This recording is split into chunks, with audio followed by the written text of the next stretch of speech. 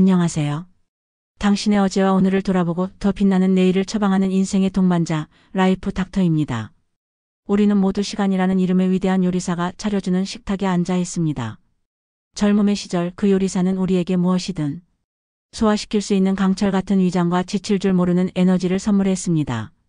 뜨거운 기름에 튀긴 음식, 한밤중에 먹는 달콤한 간식, 서너 잔의 술잔이 오가는 떠들썩한 저녁 식사. 그 모든 것이 삶의 환희이자 에너지의 원천이었습니다. 시간이라는 요리사는 우리에게 관대했고 우리의 몸은 그 관대함을 당연하게 받아들였습니다. 하지만 70년이라는 세월이 흘러 시간은 이제 다른 레시피를 우리 앞에 내어놓기 시작합니다.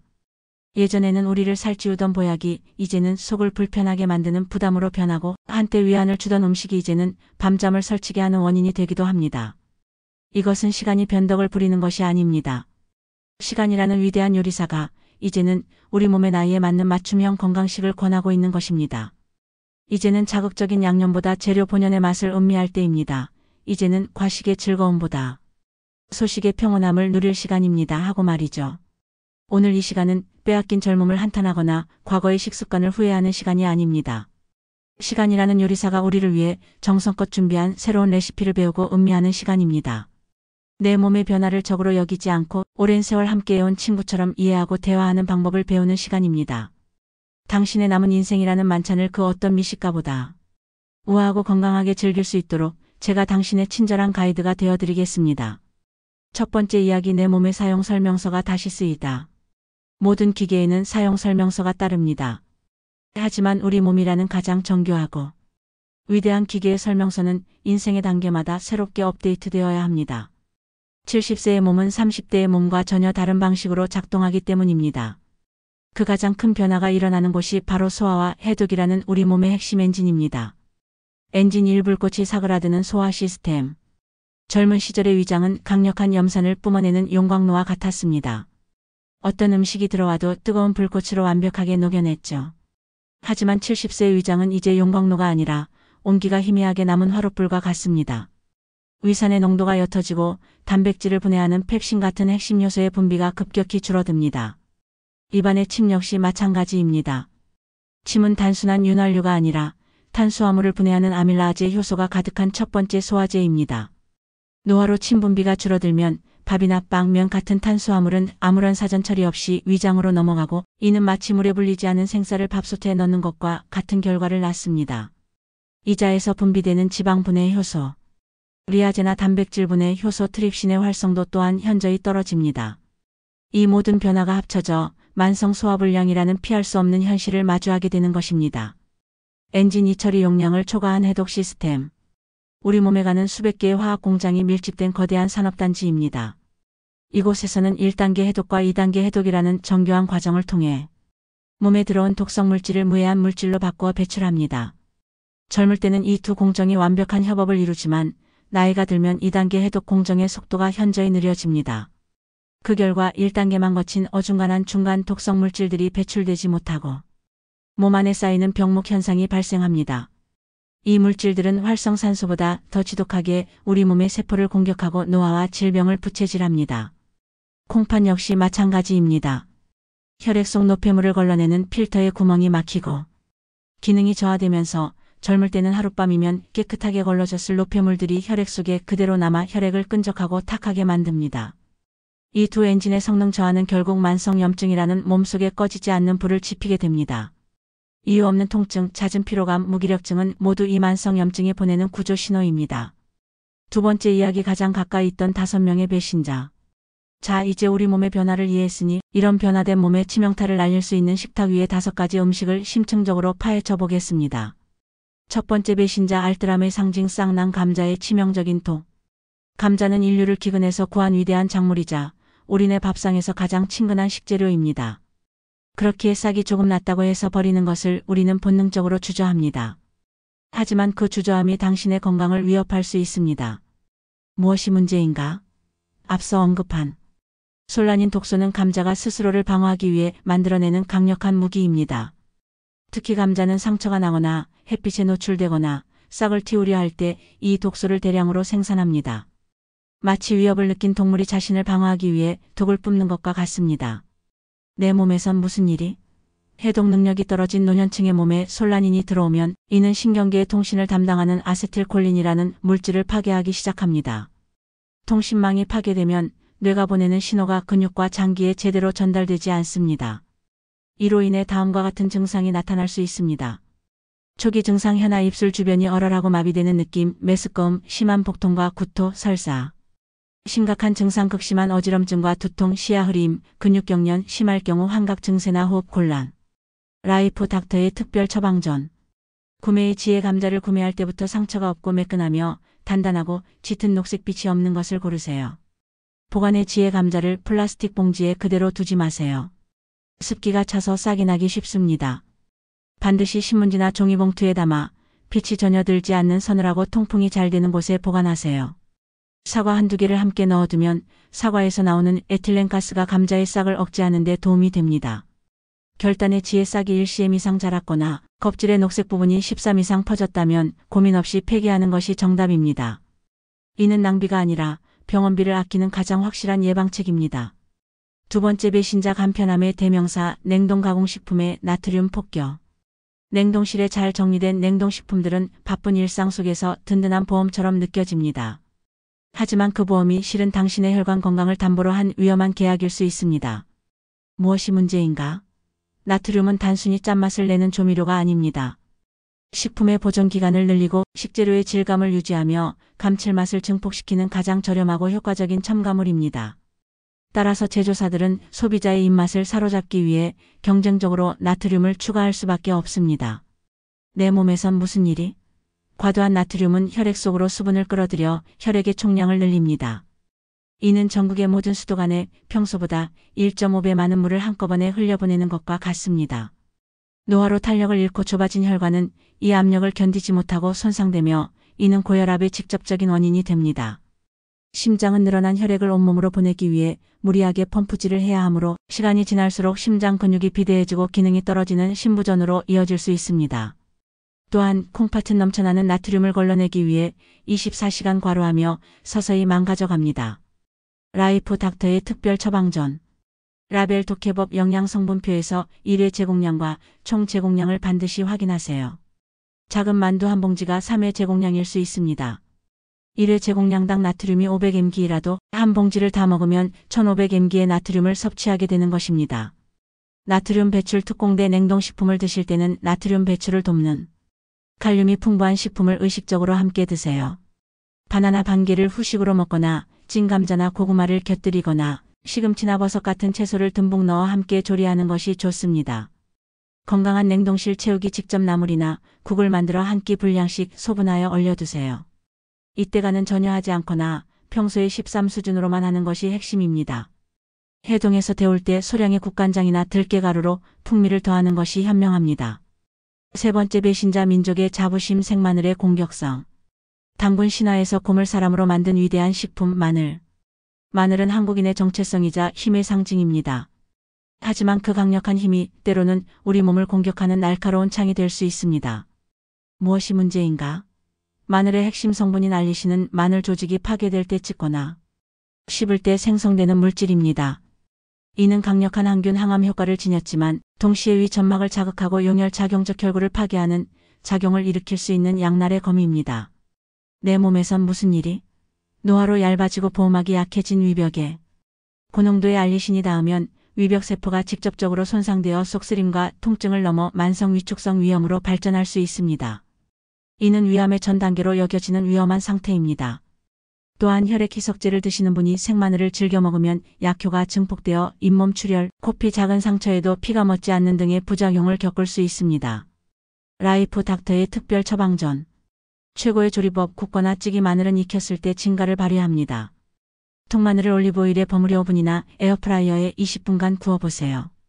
자극적인 맛은 사라지고 달콤하고 부드러운 식감과 함께 S-알릴시스테인이라는 강력한 항산화 물질이 수십 배나 증가합니다. 발효의 지혜, 장아찌 마늘을 간장이나 식초에 담가 장아찌로 만들면 발효 과정에서 알리신의 자극성이 중화되고 소화 흡수가 용이해집니다. 안전한 대체제 생마늘의 알싸한 향을 원한다면 요리 마지막에 마늘 파우더를 살짝 뿌리는 것으로 만족하세요. 혹은 알리신 성분이 훨씬 부드러운 양파나 몸을 따뜻하게 하는 생강을 활용하는 것도 훌륭한 대안입니다. 네 번째, 배신자 추억의 만면 떡방의 끈적한 저항. 생일날 먹던 잔치국수, 명절에 온 가족이 모여 만들던 송편, 허기질 때 위안이 되어주던 찐빵. 이 음식들은 우리의 배와 마음을 모두 채워주던 추억의 음식입니다. 그래서 더 끊기 어렵지만 이제는 이별의 방식을 배워야 합니다. 무엇이 문제인가?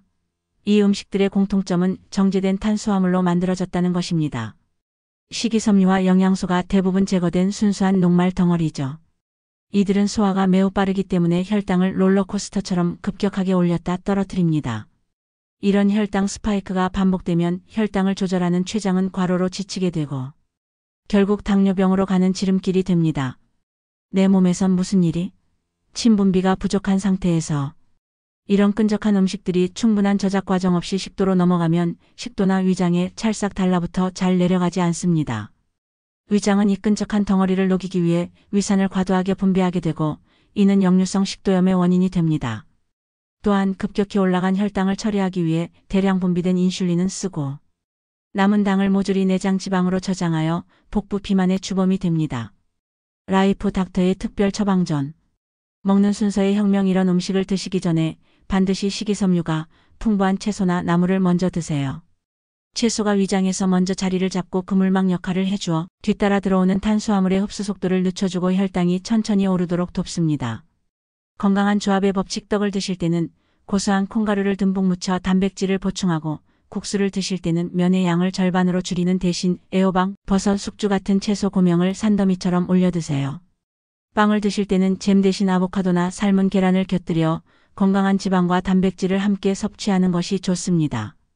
대체제 찾기. 흰쌀떡 대신 현미나 쑥으로 만든 떡을, 흰국수 대신 메밀면이나 통밀면을, 흰빵 대신 통곡물빵을 선택하는 작은 변화가 당신의 혈당을 평온하게 지켜줄 것입니다. 다섯 번째, 배신자 건강의 아이콘 포드맵 식품에 숨겨진 분노. 아마 이 목록에서 가장 충격적인 이름일 것입니다. 건강의 대명사처럼 여겨졌던 사과, 양파, 콩, 우유가 왜 배신자 명단에 올랐을까요? 이는 음식 자체의 죄가 아니라 음식을 받아들이는 우리 장의 환경이 변했기 때문입니다. 무엇이 문제인가? 포드맵 FODMAP는 소장에서 잘 흡수되지 않고 대장으로 내려가 미생물에 의해 발효되는 특정 당분들의 총칭입니다. 젊고 건강한 장은 유익균이 많아 이 포드맵을 잘 처리하지만 노화로 유익균이 줄고 유해균이 특세한 장 환경에서는 이 포드맵이 유해균의 완벽한 먹이가 되어버립니다.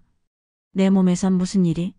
포드맵이라는 먹이를 만난 장 속 유해균들은 신나게 잔치를 벌이며 가스를 대량으로 생성해냅니다. 이 가스는 장을 풍선처럼 부풀려 복부 팽만감과 극심한 통증을 유발합니다. 또한 장 점막을 자극하여 설사를 일으키거나 반대로 장 운동을 마비시켜 변비를 유발하기도 합니다. 이런 증상이 반복되는 것을 과민성 대장 증후군이라고 부릅니다. 라이프 닥터의 특별 처방전. 나만의 포드맵 지도 그리기. 모든 포드맵 식품이 나에게 문제를 일으키는 것은 아닙니다. 일주일간 식단 일기를 써보세요. 무엇을 먹었을 때 유독 배가 불편했는지 기록하다 보면 나에게 맞지 않는 고포드맵 식품과 비교적 안전한 저포드맵 식품을 구분할 수 있게 됩니다. 안전하게 즐기는 지혜. 사과 생사과 반쪽이 부담스럽다면 껍질을 벗겨 얇게 썰어 전자레인지에 2분만 돌려보세요. 열에 의해 포드맵 성분이 파괴되어 훨씬 부드럽게 즐길 수 있습니다. 양파, 마늘 생으로 먹는 것은 피하고 찌개나 볶음에 넣어 푹 익혀서 드시면 자극이 훨씬 줄어듭니다. 콩을 하룻밤 이상 물에 불리고 그 물은 반드시 버린 뒤 새물로 삶으세요. 콩 껍질에 많은 포드맵 성분을 제거할 수 있습니다. 렌틸콩이나 병아리콩은 비교적 포드맵이 적어 좋은 대안이 될 수 있습니다. 우유 속 유당이 불편하다면 유당을 제거한 락토프리 우유나 아몬드, 귀리로 만든 식물성 우유를 선택하세요. 세 번째 이야기. 인생의 품격을 높이는 세 가지 식사 철학. 무엇을 먹지 않을지 아는 것은 방어의 지혜입니다. 이제는 삶을 더욱 풍요롭게 만드는 공격의 지혜, 즉 식사 습관과 철학을 바꿔야 할 때입니다. 이 세 가지 철학은 당신의 식탁을 약상자로 바꾸어 줄 것입니다. 첫 번째 철학. 몸의 시간에 대한 존중 - 저녁 6시의 약속. 우리 몸의 모든 세포는 서케디언 리듬 서케이디언 리듬이라는 24시간 주기의 생체 시계에 따라 움직입니다. 해가 떠 있는 동안에는 소화 효소를 활발하게 분비하며 에너지를 만드는 활동 모드로, 해가 지면 세포를 재생하고 몸을 정화하는 휴식 모드로 전환됩니다. 늦은 저녁 식사는 이 위대한 자연의 섭리를 정면으로 거스르는 행위입니다. 휴식을 취해야 할 소화기관에 야근을 강요하는 것이죠. 만약 직장 생활이나 사회생활로 육시 저녁이 현실적으로 어렵다면 해결책은 있습니다. 저녁 식사를 주 식사와 보조 식사로 나누는 것입니다. 오후 45시경에 통곡물빵 샌드위치나 작은 고구마, 견과류 같은 건강한 보조 식사로 허기를 달래고 늦은 저녁에는 소화에 부담이 없는 채소 수프나 맑은 생선질이 부드러운 계란찜 같은 주 식사를 소량만 섭취하는 것입니다. 이는 늦은 시간에 과식하는 최악의 상황을 막아주는 현명한 전략입니다. 두 번째 철학 비움의 미학 마이너스 잠들기 전 3시간의 평화. 밤 10시부터 새벽 2시는 우리 몸의 골든타임입니다. 성장 호르몬이 분비되어 손상된 세포를 복구하고 뇌에서는 하루 동안 쌓인 노폐물을 청소하는 작업이 이루어집니다. 이 중요한 시간에 위장에 음식이 남아있다면 우리 몸은 모든 에너지를 소화에 집중하느라 정작 가장 중요한 복구 및 청소 작업을 제대로 수행하지 못합니다. 잠들기 전 공복은 단순히 위장을 쉬게 하는 것을 넘어 우리 몸 전체에 완벽한 재정비 시간을 선물하는 것입니다. 이 시간을 통해 우리는 깊고 질 좋은 수면을 취할 수 있고 다음날 아침 최상의 컨디션으로 깨어날 수 있습니다. 만약 허기 때문에 잠이 오지 않는다면 따뜻한 캐모마일 차 한 잔이나 따뜻한 물 한 컵으로 위장을 부드럽게 달래주는 것으로 만족하세요. 세 번째 철학 흐름의 생명력 마이너스 하루 1.5리터의 물, 내 몸의 강물을 이루다. 인체의 70%는 물입니다. 물이 부족하면 혈액은 끈적해지고 세포는 시들며 신진대사는 느려집니다. 물을 마시는 것은 단순히 갈증을 푸는 행위가 아니라 내 몸이라는 강에 새로운 생명수를 흘려보내는 신성한 의식입니다. 의식적인 물 마시기 스케줄을 제안합니다. 아침 7시 기상 직후 미지근한 물 한 잔. 밤새 농축된 혈액을 묽게 하고 장운동을 깨우는 기적의 물. 오전 9시 11시 일과 중 의식적으로 한 잔씩. 뇌에 산소를 공급해 집중력을 높여줍니다. 오후 1시 점심 식사 30분 전 물 한 잔.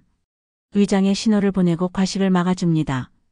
오후 3시 5시 나른해지는 시간에 커피 대신 물 한 잔. 신진대사를 촉진합니다. 저녁 7시 저녁 식사 후 마지막 한 잔. 이후에는 수면을 위해 섭취를 줄입니다. 찬물보다는 체온과 비슷한 미지근한 물이 몸에 부담을 주지 않고 흡수도 빠릅니다. 에필로그 다음 세대를 위한 지혜. 이 글을 읽는 분 중에는 연로하신 부모님의 건강을 걱정하는 자녀분들도 많으실 겁니다. 부모님께 이거 드시지 마세요, 저거 드셔야 해요라고 강요하는 것은 오히려 반감만 살 수 있습니다. 지혜로운 접근이 필요합니다. 첫째, 함께 장을 보고 함께 요리하세요. 좋은 식재료를 함께 고르고 오늘 배운 건강한 조리법으로 함께 식사를 준비하는 시간은 그 어떤 설교보다 강력한 메시지를 전달합니다. 어머니, 오늘은 제가 배운 방법으로 맛있게 마늘 구워드릴게요 하는 다정한 말 한마디가 변화의 시작입니다. 둘째, 칭찬과 격려를 아끼지 마세요. 작은 변화라도 놓치지 말고 칭찬해 주세요. 요즘 소화 잘 되시는 것 같아. 얼굴색이 훨씬 좋아지셨어요 라는 격려는 부모님께 꾸준히 실천할 동기를 부여합니다. 셋째, 간식을 바꿔드리세요. 과자나 빵, 떡 대신 포도맵이 적은 과일, 딸기, 블루베리, 키위나 찐고구마, 견과류, 플레인 요거트 같은 건강한 간식으로 냉장고를 채워드리는 것만으로도 큰 도움이 됩니다. 기억하세요. 부모님의 식습관을 바꾸는 것은 통제가 아니라 사랑의 표현이어야 합니다. 이제 긴 이야기를 마칠 시간입니다. 오늘 우리가 나눈 이야기들이 당신의 식탁을 바꾸고 당신의 몸을 바꾸며 궁극적으로 당신의 남은 인생을 바꾸는 건강한 씨앗이 되기를 진심으로 바랍니다. 내 몸의 소리에 귀 기울이는 지혜로운 미식가로 인생이라는 최고의 만찬을 마지막 순간까지 품격 있게 즐기시길 응원합니다. 지금까지 당신의 영원한 건강 동반자 라이프 닥터였습니다.